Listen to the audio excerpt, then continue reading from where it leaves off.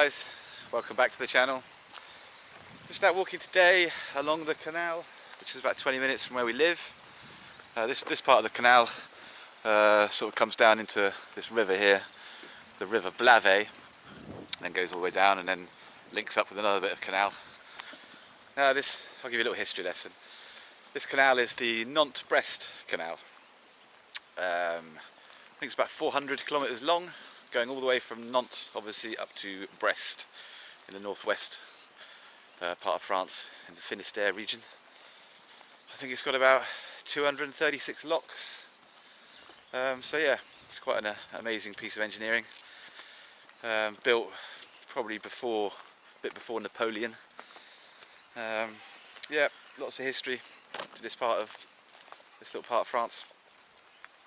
I think in the early 20s, maybe I think I read it on a thing back there, 1923 to 1930, about 10 minutes north of here, they turned part of the canal, they flooded the valley so they could have a massive lake, a 300 hectare lake, to use for hydroelectric power. So that kind of fucked up the whole point of the canal, really, because then you couldn't go any further than this lake.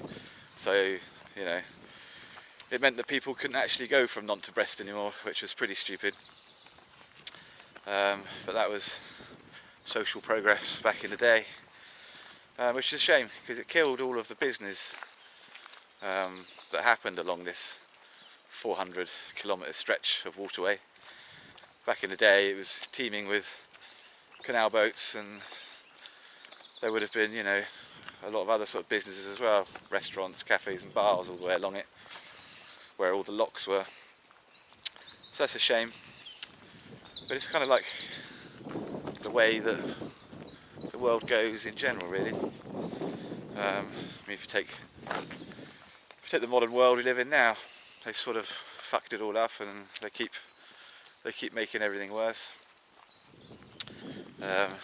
Take the UK for example. People like KierStarmer and his stormtroopers, they started off by taking old people's winter fuel allowance off them, which wasn't very nice. And now I've read recently that they're going after disabled people. So it's hard to try and get your head around it when you think about it. I spoke to my mum the other night and she said, well, yeah, it's because the Tories fucked it all up, so Labour inherited that. And yeah, I agree with that. They did inherit a completely fucked country, but I don't see that they've actually made any progress with it since. They've just driven it even more into the ground. If you take the whole illegal immigration thing, you know, I'm all for people coming to the UK in search of a better life, but to close down hotels to house these people, it's wrong. There doesn't seem to be any sort of plan involved in it. All these people want to do is work, but it takes them like over a year to get any paperwork. So, you know, we're not really, the government's not really doing anything about it constructive. Why can't they, you know, get these people? There's plenty of work out there, but they don't seem to want to let them do that. They'd rather just house them for nothing, and well, for a lot of money, and let them do nothing. So that's completely wrong. Yeah, all part of broken Britain, broken everything really. It's the same the world over in the Western world. I think the only countries that are doing well at the moment is probably like Middle Eastern oil-rich states and maybe China. But the whole of the West, it's fucked. It's completely fucked. And people seem to be very apathetic about it. I think it's just because they feel so disenfranchised with the whole system. People think that there's nothing that they can do. They think there's no point in kicking off because you'll just get silenced, which is very unfortunate. I watched a video yesterday, Uncle Jammer's video, talking about the broken system and how to fix it. Kirky Talks did a video about it as well, a little bit, touched on that. So yeah, I mean, need to just get more and more people sort of involved, really. People need to start giving a shit instead of just burying their heads in the sand. You know, it's not an easy thing to try and tackle, but if nobody does anything, then you know nothing's going to happen. Yeah, I mean, it's the whole dystopian sort of state, the deep state, or whatever you want to call it. It's the new world order. It's, you know, it's happening. Cashless society, that's where they want it to go, which will be bad for the Turkish barbers. They won't be happy. I mean, if you go to places like China, it's pretty much already there. They're already living in a sort of Orwellian state type deal. Everything is, all payments are done pretty much via Alipay, I think, on the phone. No physical money changes hands, everything's electronic. Massive surveillance operation everywhere. Facial recognition on every type of public transport. So yeah, it's pretty full on, really. Quite worrying, really. Losing all of our freedoms, and especially in the West, just being taxed to the hilt on everything. I mean, you know, I thought the Labour government was supposed to be for the working classes, but it seems that they're just trying to screw everybody over as fast as they can.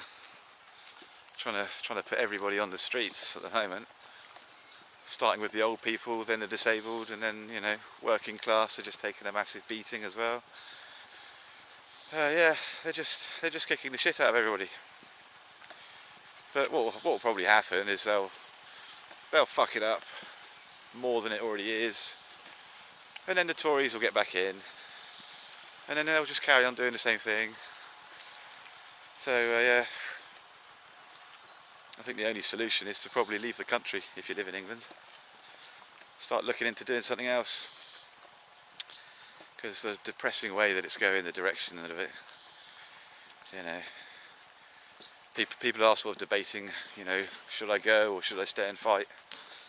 But at the moment, it doesn't really seem like there's anything left to stay and fight for.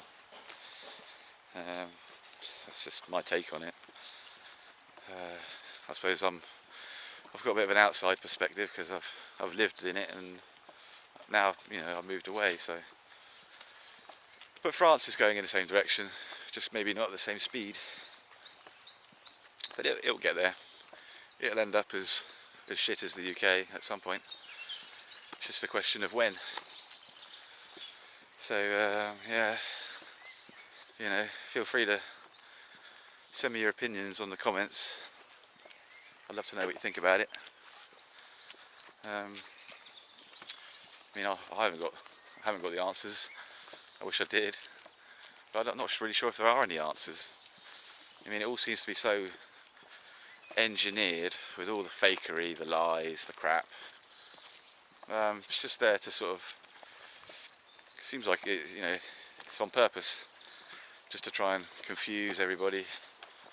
People don't know what direction anything's going in anymore. Yeah, so it's tragic.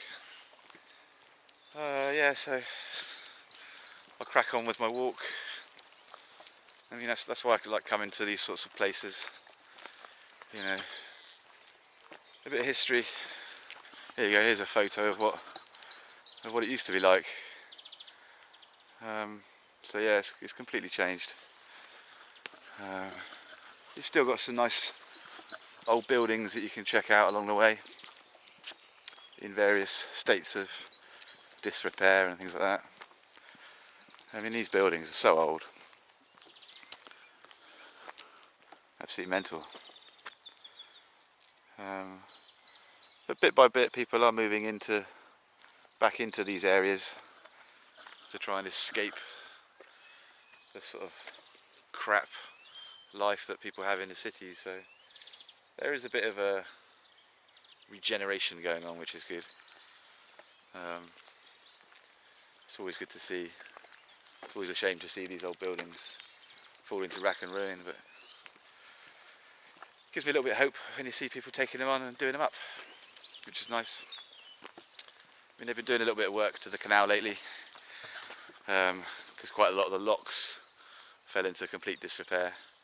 Not that there's ever any canal boats on here anymore, because you know, not all of the canal you can navigate on, because it's absolutely full of weed. So because of the lack of traffic and the lack of maintenance. But yeah, it's a good place to come if you like canoeing or something. So yeah, I'll let you crack on with your Saturday, and I'll catch you in the next video. Okay, take care, bye bye.